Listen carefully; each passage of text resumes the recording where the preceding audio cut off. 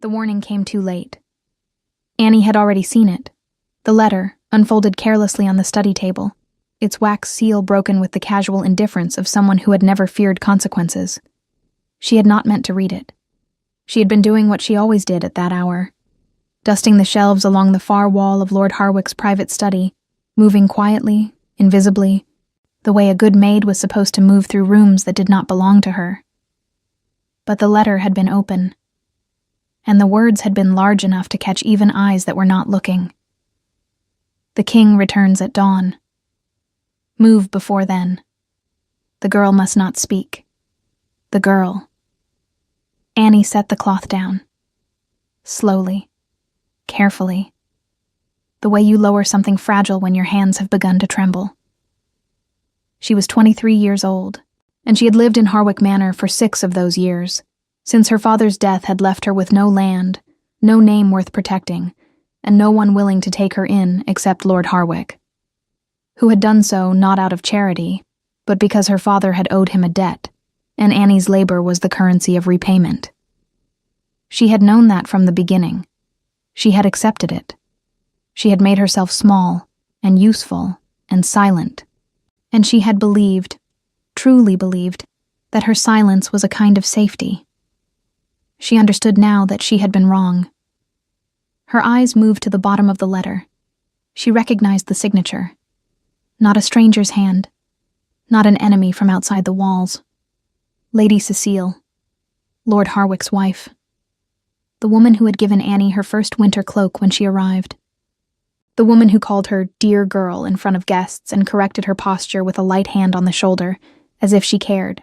The woman who had, 3 weeks ago, pressed a small vial of tonic into Annie's hands and told her the color had drained from her cheeks, that she looked exhausted, that she should drink this every morning, it would help her sleep. Annie had drunk it every morning for 3 weeks. She looked at her hands now, the slight tremor she had attributed to cold mornings. The heaviness behind her eyes she had dismissed as fatigue. The occasional blurring at the edges of her vision she had assumed was the strain of reading by candlelight.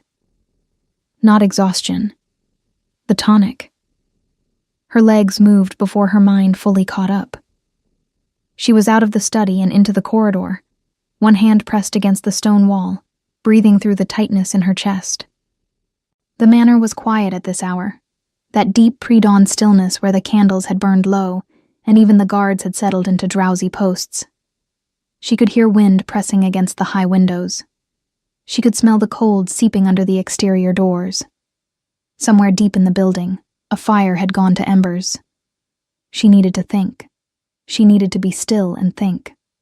But her body kept moving, following some animal instinct older than reason. The king returns at dawn. Move before then. The Alpha King. Sebastian Vorn. She had never seen him. He had been away from the capital territory for 11 months, a campaign to the northern borders, everyone said, though no one said it with much certainty, and servants were not meant to ask. What she knew about him was built from fragments. That he was young for a king, that he was said to be severe, that the packs under his rule feared his judgment more than they feared winter, that when he gave his word, it did not bend. She did not know why his return mattered to Lord Harwick's plans. She did not know what she had seen or heard that made her a threat requiring silencing. But she knew Lady Cecile's handwriting. She knew what 3 weeks of slow poison looked like on a body, and she knew that whatever was being arranged for her would not look like violence from the outside. It would look like illness. A sick girl, a grieving household, a quiet burial. No one would ask questions about a maid. Annie reached her room, a narrow space off the kitchen corridor, just large enough for a cot, a hook for her apron, and a small chest where she kept her father's pocket watch and the 2 dresses that were properly hers. She pulled the chest open and took the watch. She left the dresses.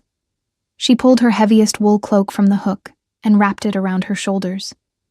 And then she stood in the center of that small room and understood with sudden and complete clarity that she could not go to another servant for help. She could not go to the steward. She could not go to the guards. Lord Harwick controlled all of them. She had no one. The realization did not destroy her.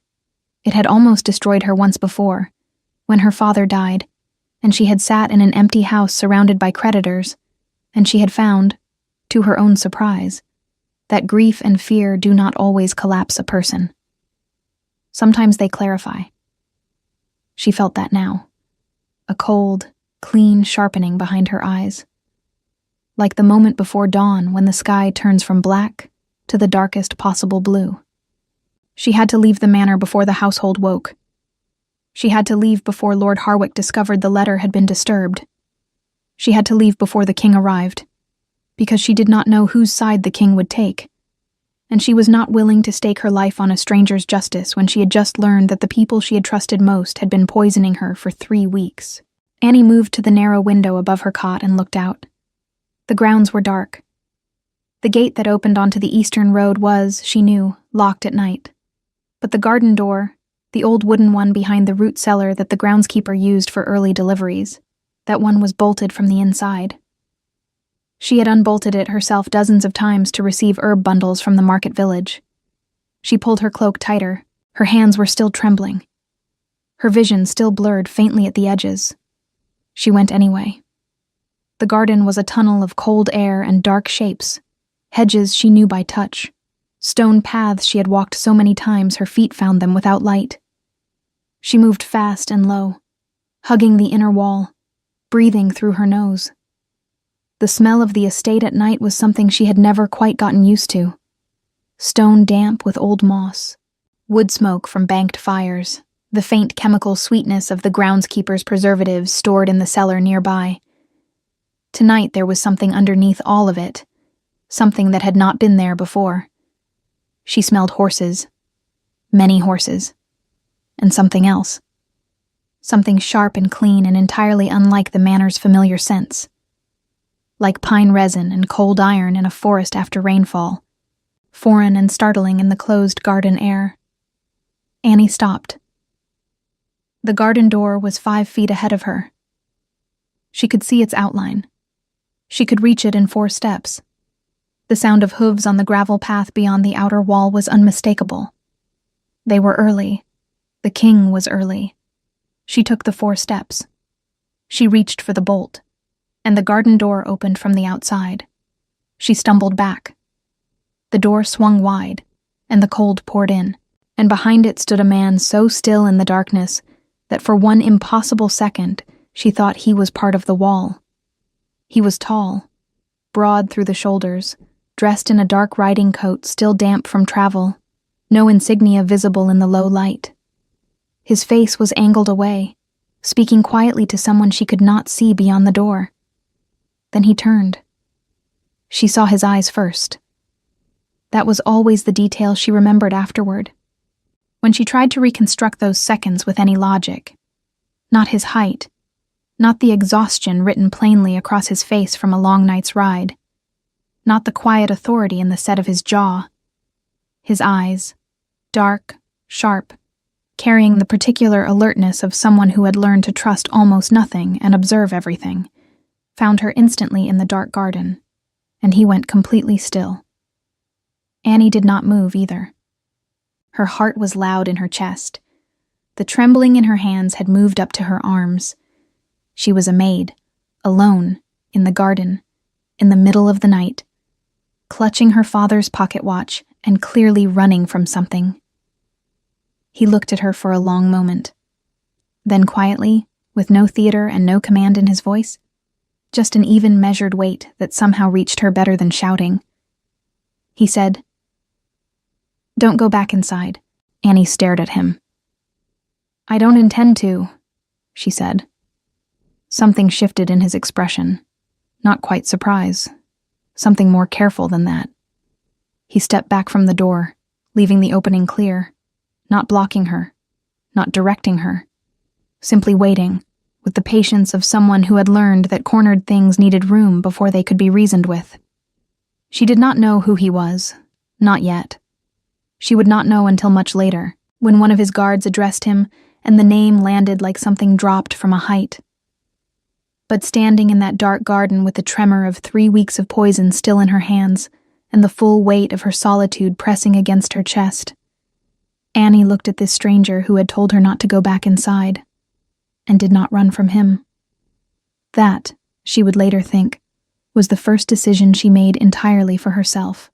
She did not ask his name. That seemed important later.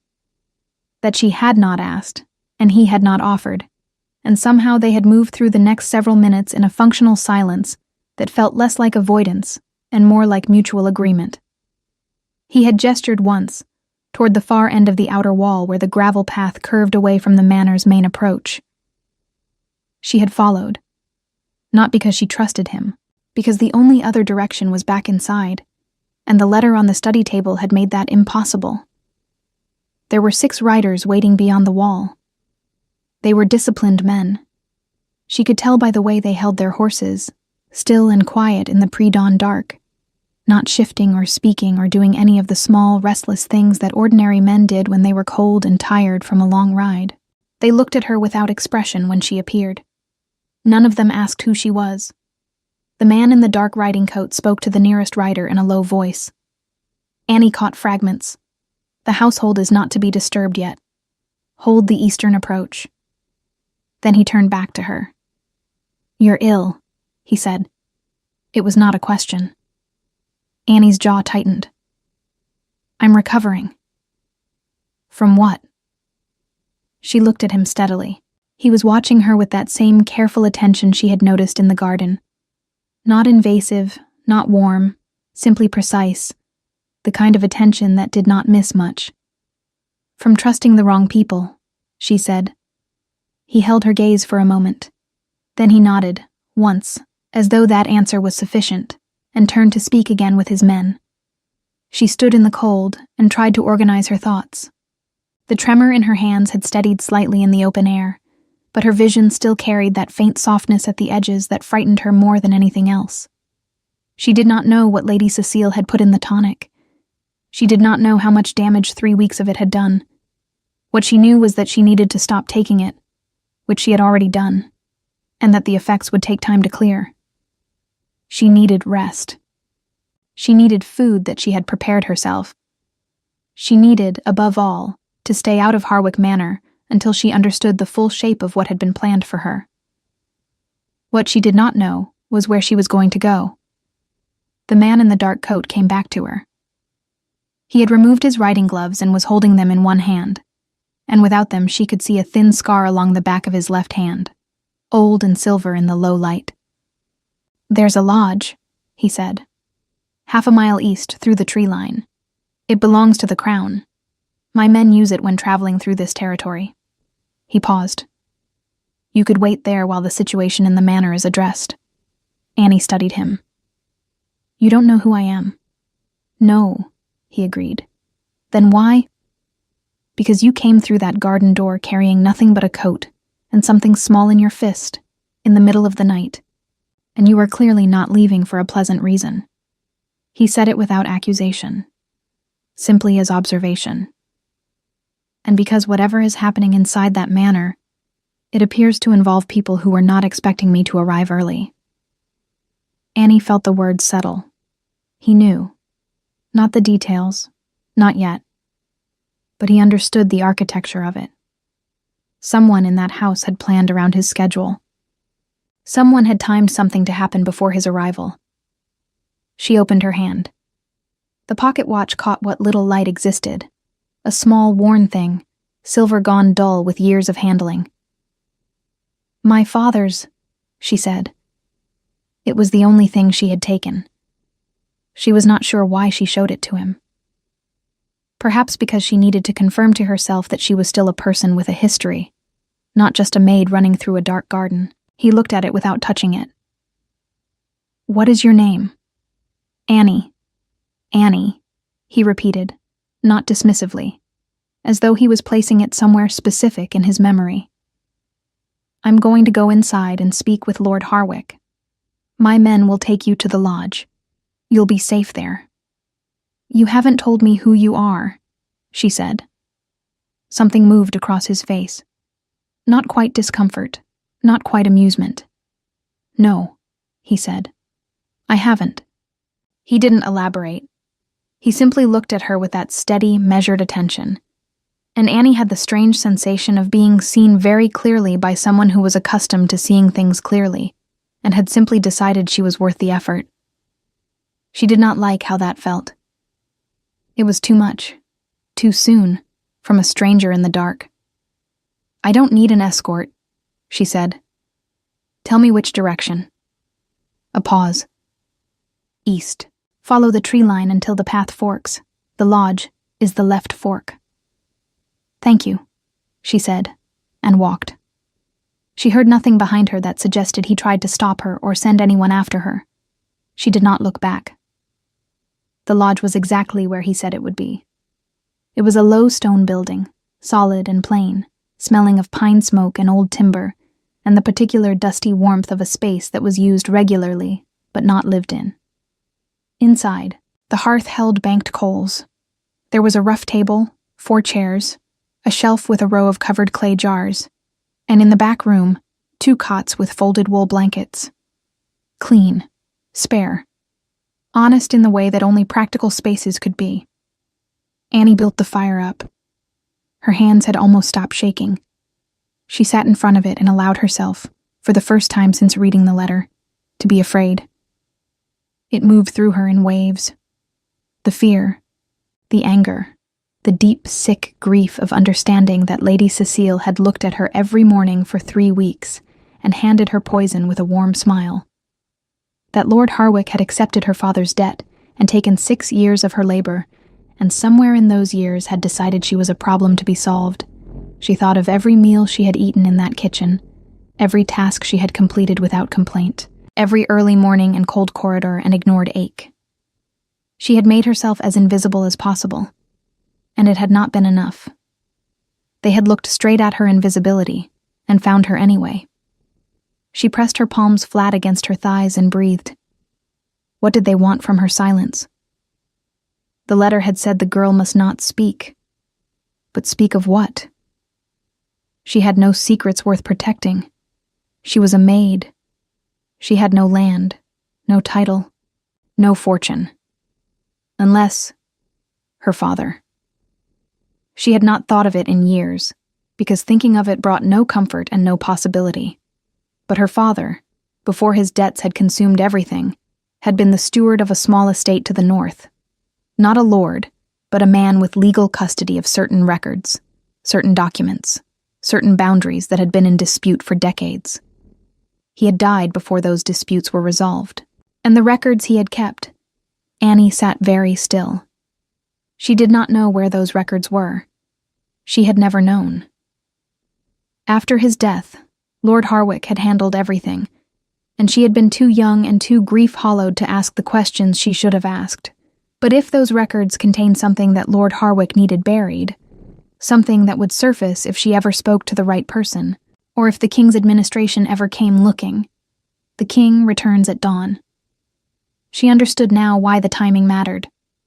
Whatever Lord Harwick had done, or was doing, Sebastian Vaughan's return to this territory threatened it. And Annie, who had been living inside that house for 6 years, who had seen and heard and carried more than anyone had realized, was a loose thread. They had planned to cut her quietly before the king arrived to pull it. The fire crackled. Outside, the sky was beginning to shift from black to the dark gray that came just before color returned to the world. Dawn was close. She could hear, faintly, the first bird starting somewhere in the tree line. She thought about the man in the dark riding coat. His voice. The way he had said, "Don't go back inside." Not as a command, but as something closer to a warning offered between equals, which made no sense given who and what she was. She thought about the way he had listened without interrupting, observed without touching, given her directions and then stepped aside. She thought about what one of his riders had called him. Quietly, when she was almost out of earshot. My king. Annie closed her eyes. She had walked away from Sebastian Vaughan in the dark, and not known who he was, until she was already through the tree line. She pressed her fingers against her father's pocket watch, and felt the worn metal and thought, of course. Of course, the stranger who had told her not to go back inside was the one person in this entire territory with the power to make Lord Harwick answer for what he had done. And she had told him she didn't need an escort, and walked away alone. She almost laughed. It would have been a terrible sound, so she swallowed it. Outside, hoofbeats moved past on the main road, a group moving toward the manor. Moving with the quiet purpose of authority that did not need to announce itself. The king had arrived. Annie sat by the fire, her father's watch in her hands, and waited to see what the morning would bring. And whether Sebastian Vorn was the kind of man who remembered a maid's name once the sun came up. He remembered. She had not expected that. She had spent the early morning hours by the fire in the lodge, drifting in and out of a shallow, uneasy sleep, and when the door finally opened, it was not one of his nameless riders, but Sebastian Vorn himself, still in the dark riding coat, carrying a covered tray with the matter-of-fact efficiency of someone who had decided a thing needed doing, and saw no reason to delegate it. Annie was on her feet before she was fully awake, which embarrassed her. He set the tray on the table without comment. Bread, hard cheese, dried fruit, a small clay pot of something that steamed faintly. He pulled back the cloth cover, and then stepped away from the table entirely, putting distance between himself and the food, which she understood, after a moment, was deliberate. He was showing her he had not touched it beyond carrying it. "The cook at the lodge keeps stores here," he said. "Everything on that tray came from sealed containers that arrived this morning from the capital supply.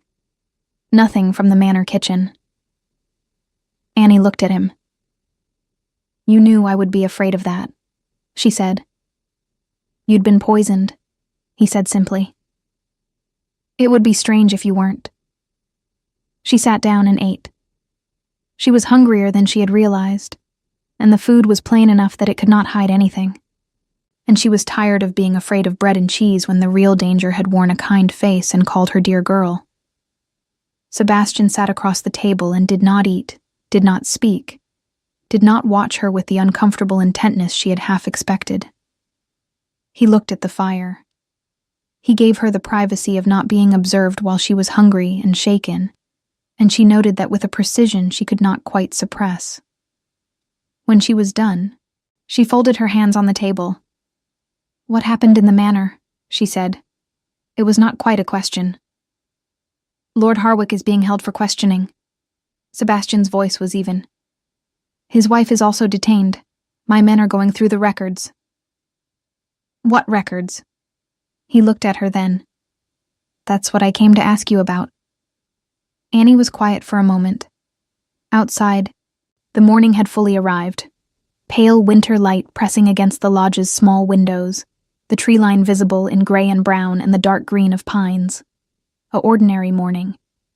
She found it strange that the world looked so unremarkable when everything inside it had shifted.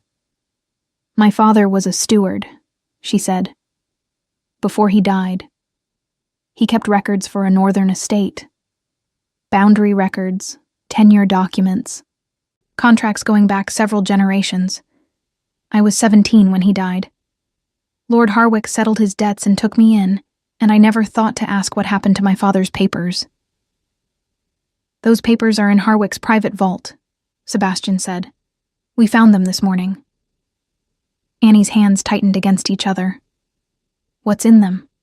"Evidence," he said, "that the Northern Territory Lord Harwick has been collecting taxes on for the past 6 years does not belong to him. The legitimate claim passed through your father's estate records, which means it passed in part to you." He paused. "You didn't know." "I didn't know," she confirmed. Her voice was steady. She was proud of that. "Harwick has been collecting revenue from that territory and reporting it to the Crown as his own holding. The amount over 6 years is significant." Sebastian's jaw was set in a way that told her this particular category of crime, the slow, administrative kind, the kind that hid behind paperwork and poisoned girls who might eventually ask questions, made him coldly furious in a way that loud violence did not. He needed your father's original records destroyed, and he needed you unable to testify about what you might have seen or heard inside that house.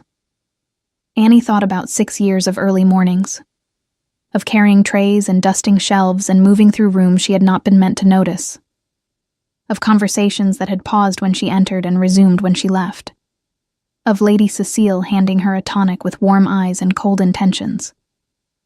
"I didn't know what I knew," she said quietly. "That's often how it works," Sebastian said. She looked at him across the table. In the daylight, he looked different than he had in the garden. Not less formidable, but more specific. The exhaustion from travel was still visible around his eyes. There was a tension in the way he held himself that suggested the morning had required significant restraint. He was perhaps 30, perhaps a little older, with the kind of face that had been made harder by responsibility rather than cruelty, a distinction she was learning to recognize. "Why did you come here yourself?" she asked. "You could have sent someone." A pause. Not a long one, but deliberate. "Because what happened to you happened inside a house that operates under Crown territory, and I was not here to prevent it," he said. "That is a failure of governance that I take seriously. And because—" Another pause, shorter. "You walked away from me in the dark, without knowing who I was, and answered my questions without performing fear or deference, and I found that I wanted to know whether you were all right." Annie studied him.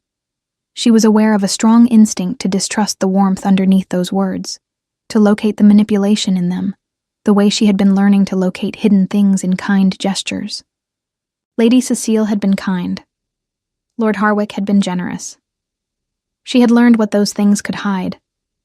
But Sebastian Vorn had told her not to go back inside before he knew who she was. He had given her directions and stepped aside. He had brought her food from sealed containers and explained why. He had come himself because he thought he owed her that. She did not trust him. But she noted the difference between what he had done and what she had been taught to expect. "I'm better than I was," she said. "The effects will pass." He nodded. "There's a physician in my traveling company. She can tell you what was in the tonic and how long the clearing will take if you're willing." "I'm willing," Annie said. She had not expected to say it so quickly. The speed of her own answer surprised her slightly, and she saw from the brief shift in his expression that it surprised him too. Pleasantly, she thought, though she was not yet sure she trusted her ability to read him. "There's something else," Sebastian said. He reached into his coat and placed a folded document on the table between them. He did not push it toward her. He simply set it there, within reach, and waited. "Your father's tenure records confirm a legal claim. It's not a large holding. A northern property, modest land, a small residence. But it is yours by right of inheritance, which means Lord Harwick has been occupying it illegally for 6 years. Annie looked at the document. She did not touch it yet. All her life she had understood herself as someone without ground to stand on, not as metaphor, but as literal fact. No land, no name that carried weight. No floor under her feet that could not be pulled away. Lord Harwick had used that against her, had in fact created it deliberately, kept her in debt and service and quiet smallness because a girl with nothing is a girl who cannot afford to speak. She reached out and picked up the document. The paper was thick, official, sealed with the crown's mark. Her father's name was on it. And below his name, in the careful legal language of inheritance, her own. Annie Voss, recognized heir to the Voss stewardship and associated property claims of the Northern Ashford estate. She had not cried yet. Through the letter, through the garden, through the long cold walk through the tree line and the hours alone by the fire. She had not cried. She had been too busy being afraid, and then too busy thinking. She cried now, briefly, and without any intention to. 2 tears, which she recognized and closed down before they became something larger. She set the document back on the table and pressed the back of her wrist against her eyes and breathed. Sebastian did not look away. He did not pretend not to see, and he did not comment. He simply remained where he was, present and still, and she understood that he was allowing her the dignity of the feeling, without making her perform composure for his comfort. When she straightened, he was looking at the fire again. "What happens to Harwick?" she said. Her voice was level. "He will face a formal inquiry before the council," Sebastian said. "The evidence is substantial. His wife's correspondence confirms conspiracy and intent to harm. The charges will include fraud against the crown, illegal occupation of protected property, and deliberate poisoning of a ward." A pause. "He will lose everything."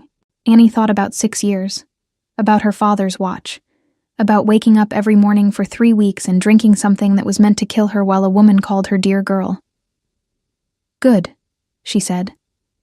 It was a small word for everything she felt, but it was honest, and Sebastian Vorn received it the same way he received everything else she said, without flinching, without softening it, without explaining to her that she should feel something more complicated.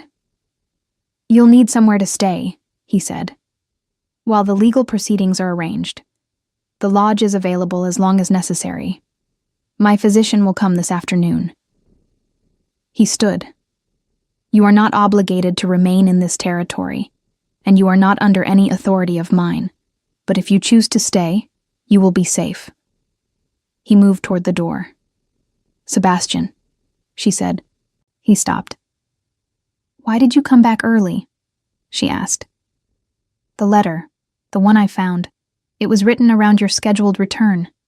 Someone told them when you were coming, but you arrived hours before." Something moved across his face, not surprise at the question. Something closer to acknowledgement that she had found the right thread and pulled it. "Because someone sent me a warning," he said, anonymously. 3 days ago." He looked at her steadily. "I don't yet know who." He left. The door closed behind him with a quiet, final sound. Annie sat at the table with her father's name in her hands and the fire at her back, and the slow, careful knowledge that something had shifted, not resolved, not healed, but shifted. She was no longer entirely without ground. It was not much, but it was more than she had walked into that garden with. She held on to it. The physician's name was Dora, a small, brisk woman of perhaps 50, with silver-threaded hair pinned severely back and hands that moved with the confident economy of someone who had spent decades making precise decisions quickly. She arrived at the lodge that afternoon carrying a leather satchel worn soft with use, examined Annie without unnecessary conversation, and delivered her conclusions with the directness of someone who respected the intelligence of the person she was speaking to. "Slow-acting sedative compound," she said, packing her instruments back into the satchel. "Plant-based. Common enough in certain circles that know how to use it quietly. At the dose you were receiving, over 3 weeks, it would have looked like a wasting illness. Fatigue progressing to confusion, then to organ failure." She paused. "You stopped taking it in time. The clearing will take perhaps 10 days. You may have headaches. Your vision will normalize within the week." Annie sat on the edge of the cot and absorbed this. "Could you document it?" she asked. "Formally, for the council inquiry." Dora looked at her with something that was not quite a smile, but carried the same quality. "Already planned to," she said, and left. Annie spent the remainder of that day doing something she had not done in 6 years. Nothing. She sat by the fire. She slept without counting the hours. She ate from the lodge's plain stores and tasted everything carefully, and felt for the first time in weeks that her body was beginning to remember it was hers. The tremor in her hands faded by evening. The soft blur at the edge of her vision cleared slightly, enough that the tree line outside the window resolved into individual branches instead of a dark smear. On the second day, one of Sebastian's guards brought a message, not from him directly, but a formal update from the inquiry. Lord Harwick had attempted, in his initial questioning, to characterize Annie as a confused and unstable servant whose claims could not be trusted. The council had responded by requesting Dora's medical documentation, which had arrived the same morning. Lord Harwick had then attempted to argue that the northern property records were contested and had not been legally settled at the time of Annie's father's death. The council had responded by sending for the original documents from the vault. Lord Harwick had gone quiet after that. Annie read the message twice, folded it, and set it on the table beside her father's watch. She felt a deep, cold satisfaction. Not the hot, bright thing she might have imagined revenge would feel like, but something steadier. Like watching a structure that had been built on false ground begin, slowly and inevitably, to sink. On the third day, Sebastian came back. He knocked, which she had not expected. She opened the door, and he was standing in the pale afternoon light, without the riding coat this time, in a plain dark tunic and traveling trousers.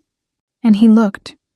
She noticed this, and was annoyed at herself for noticing, like someone who had not slept well, and was not going to mention it. "May I come in?" he asked. She stepped back from the door. He sat in the chair across from the fire, and she sat in the one she had come to think of as hers, and for a moment neither of them spoke. Outside, wind moved through the pines with a sound like water. The fire was well built and steady. "Lady Cecile has confirmed the full plan," he said. "In exchange for a reduced charge, she provided a written account. It's more extensive than we initially understood." Annie waited. "Your father did not die of natural causes," Sebastian said. He said it without softening and without rushing, in the same level tone he used for everything, and she understood that he had chosen directness, because he believed she could hold it, and because anything less would have been an insult. "The timeline of his illness aligns with a similar compound to what was used on you. It appears Lord Harwick needed the stewardship records before your father could file them formally with the Crown Registry. He moved before the registration was complete, which is why the property claim remained legally unresolved, and why it could still be recovered through the original documents." Annie looked at the fire. She had loved her father.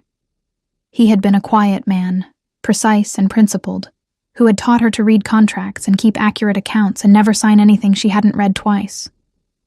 He had died when she was 17, of what the physician at the time had called a fever of the lungs, and she had grieved him, and then been swept into Harwick's house, and had not had the space or the knowledge to question what she had been told. She sat with this new knowledge and felt it move through her like cold water, terrible and clarifying. "He killed my father," she said. "Yes," Sebastian said. She nodded. "Once." A small contained motion. "Then the charges," she said, "need to include that." "They will," he said. "Lady Cecile's testimony makes it provable." They were quiet again. The fire shifted and settled. "You said someone sent you a warning," Annie said, "anonymously, 3 days before you returned." "Yes." "Have you found out who?" Sebastian was quiet for a moment. "We have a reasonable idea. There was a housemaid at the manor, older woman, been in service there for many years. She disappeared the morning we arrived. We believe she sent the warning and then left before Harwick could realize what she'd done." Annie thought of the women she had worked alongside in that house. Most of them she had kept at careful distance, not from coldness, but from the learned habit of not giving anyone more access to her than necessary. But there had been one, Margaret, gray-haired, sharp-tongued in a way that was somehow kind, who had once told Annie, unprompted, that she had a face that trusted too easily and should practice looking less open. Who had, 3 weeks ago, watched Lady Cecile hand Annie the tonic with an expression Annie had not been able to read at the time. She understood it now. "Margaret," Annie said quietly. Sebastian did not confirm or deny it, but something in his stillness told her she was right. "She saved my life," Annie said. "If you find her, she will be treated as a protected witness," he said. "And whatever she needs afterward is a matter I will personally see to." Annie looked at him. She was doing this more often now, looking at him directly, without the instinct to drop her eyes that 6 years of service had trained into her. He met her gaze without making it into anything more than it was, which she appreciated. "The council inquiry," she said. "Will I need to testify?" "Yes, in approximately 2 weeks, when the formal hearing convenes." He paused. "You would testify before the full council. It would be public record. Your name, your account, your father's story." Another pause. "I want you to understand what that means before you agree to it. Once it's public, it cannot be undone." Annie was quiet for a moment. She thought about what it meant to have a name in public record. Not as a servant, not as a debtor's daughter, but as a witness, a claimant, a woman with a legal identity that could not be quietly erased. "I understand," she said. "I want to testify." Sebastian nodded. He looked at the fire. There was something in his expression that she had been trying to name for 3 days. Something underneath the authority and the precision. Something more personal. She thought she was beginning to understand what it was. "You feel responsible," she said. He looked at her. "For what happened in Harwick's territory," she clarified. "While you were gone. You feel as though it happened because you weren't here." A long pause. "It happened because Harwick chose to do it," he said. "But governance means that what happens in your territory is also yours to answer for. I was absent for 11 months. In that time, a man under my authority murdered a steward, stole crown revenues, and spent 3 weeks slowly poisoning a woman whose only crime was existing in his house." His voice was even, but underneath the evenness was something taut. "So yes, I feel responsible." Annie considered this. "You came back early because of a warning from a housemaid who had no reason to trust that you would listen," she said. "You arrived in the dark and told a stranger in a garden not to go back inside before you knew who she was or what had happened. You brought food from sealed containers and explained why." She paused. "You are not the same kind of man as Lord Harwick. I think you know that. But I think you also know that knowing it isn't the same as it being enough." Sebastian looked at her for a long moment. "No," he said. "It isn't. So fix it," she said. Not harshly. Simply. The way her father had spoken when he believed a thing needed doing, and saw no point in dressing it in ceremony. Something in Sebastian Vorn's expression shifted then. Something quiet and significant. Like a door opening into a room that had been closed for a long time. He did not smile exactly, but the careful distance he maintained, that precise and measured space he kept between himself and everything he observed, contracted slightly. Just slightly. "I intend to," he said. Outside, the wind had quieted. The pines were still. The afternoon light was going gold at the edges, the particular gold that came just before the cold blue of winter dusk. And Annie sat by the fire in a borrowed lodge with her father's watch on the table beside her, and thought that she had not felt this much like herself, like a self that was fully and completely hers, in 6 years. It was an unfamiliar feeling. She intended to keep it. The council hearing convened on a gray Tuesday morning, 14 days after Annie had walked through a dark garden and stumbled into a king. The chamber was larger than she had imagined. High stone ceilings, tall narrow windows that let in pale winter light, long tables arranged in a formal horseshoe where 12 council members sat in dark robes with the careful expressions of people accustomed to weighing things.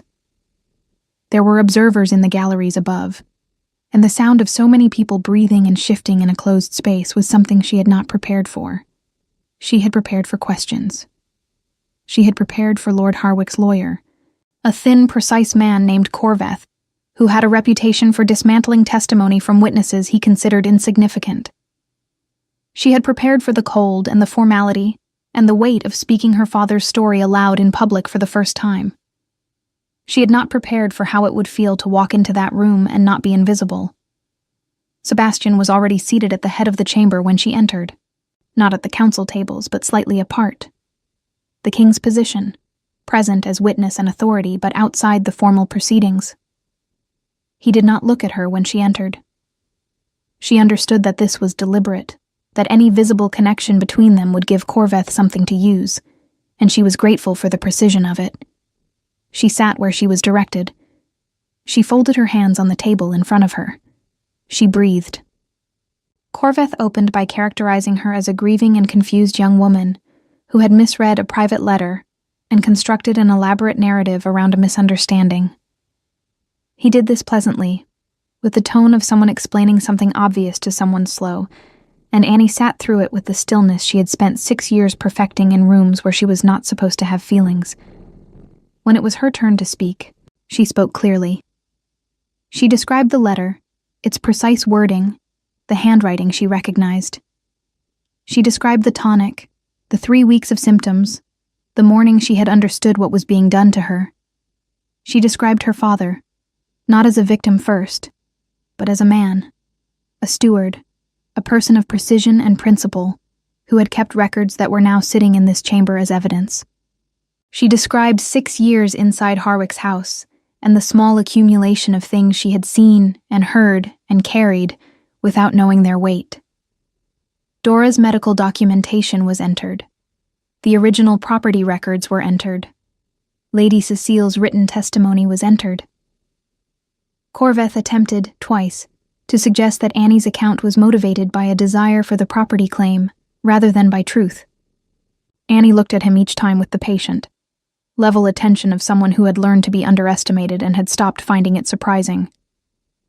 "The property claim existed before I knew about it," she said. "My father established it before I was old enough to understand what a stewardship was. I did not invent it to suit my testimony. Lord Harwick spent 6 years trying to make sure I never knew it existed, because knowing it would have given me the standing to ask questions he did not want asked." Corveth moved to his next point. The hearing took 4 hours. Lord Harwick did not look at her once. Lady Cecile, seated apart from her husband, looked at her exactly once.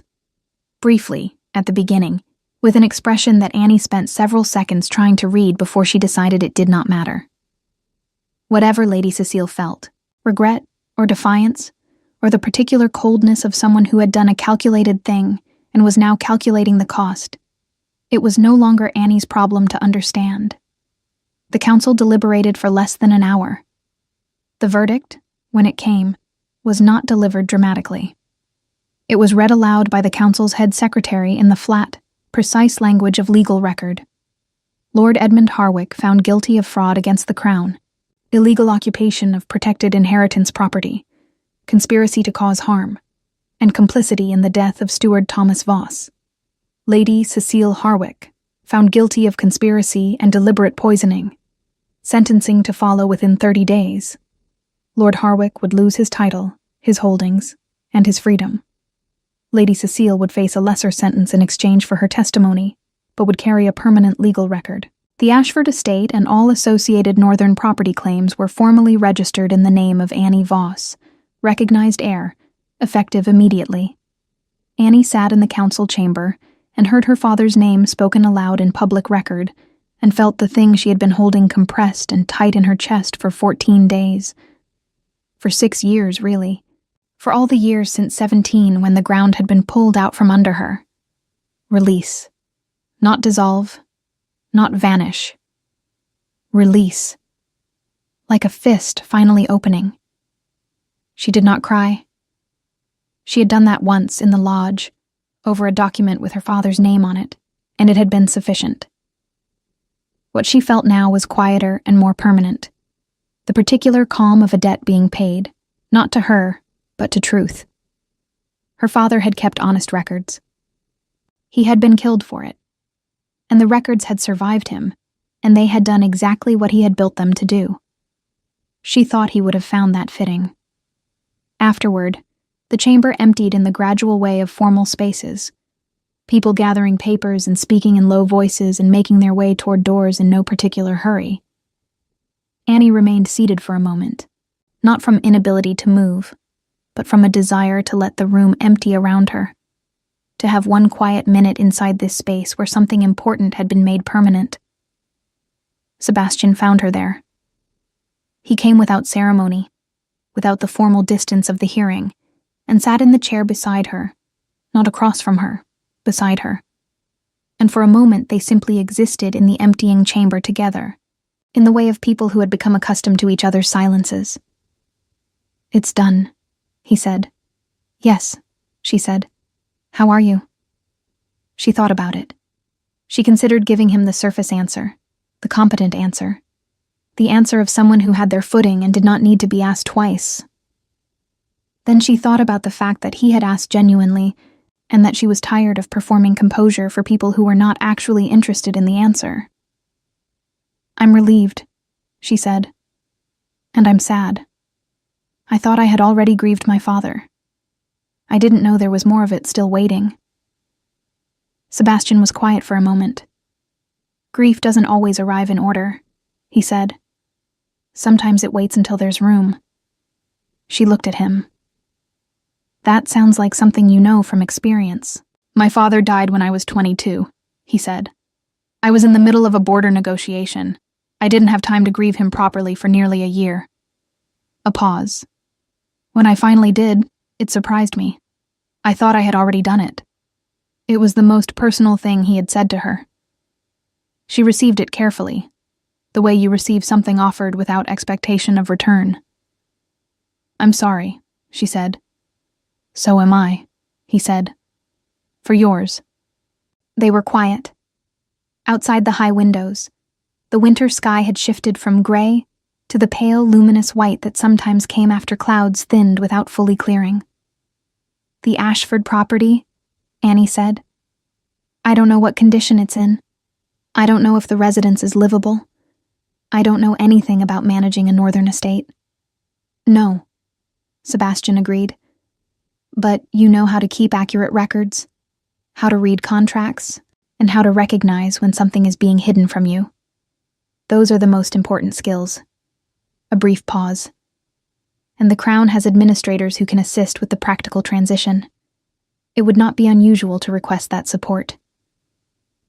"Would it be unusual," she said carefully, "for the king to take a personal interest in the transition?" A pause. Longer this time.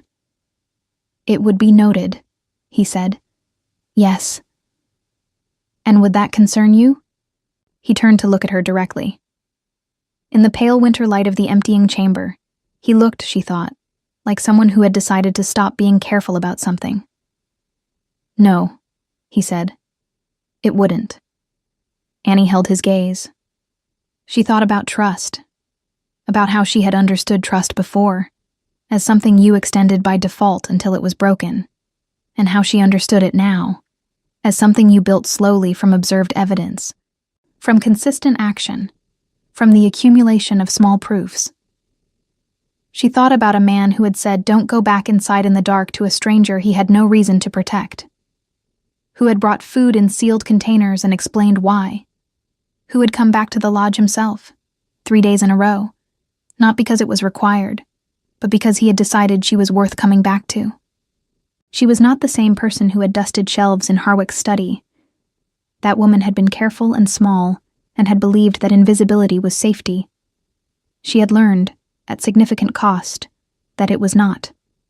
What was safe, what actually held, was ground you had earned, name you had proven, and the careful, patient work of knowing who deserved to stand beside you. "Then it wouldn't concern me either," she said. Something settled between them. Not dramatic, not sudden. The quiet settling of something that had been finding its shape for 14 days and had finally arrived at it. Margaret was found 3 weeks later, living in a village 2 days east of the capital, in a rented room above a bakery. She was brought, gently, with an escort Sebastian had personally selected for the task, to a formal interview, where she confirmed everything and was granted full protected witness status. She cried twice during the interview and apologized for it both times, and the council secretary told her there was no need to apologize, and she told him she was not apologizing to him. She retired with a crown pension to a small cottage near the village where she had grown up. Annie visited her twice in the first year. Lord Harwick was stripped of his title and imprisoned in a crown facility north of the capital. His assets were redistributed.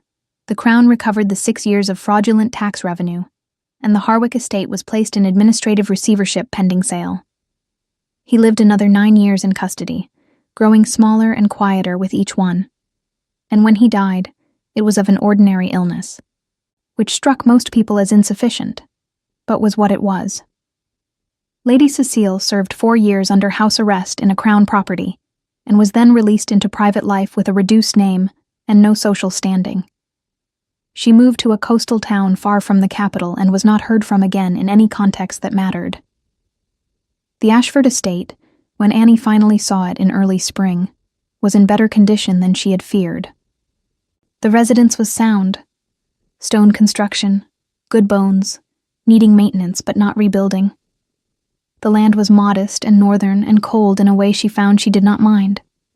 Her father had walked these fields. She could see, looking at the property lines, why he had cared about the records. It was the kind of place a principled man would want to protect. She hired 2 administrators, learned the accounts, and wrote everything twice, the way her father had taught her.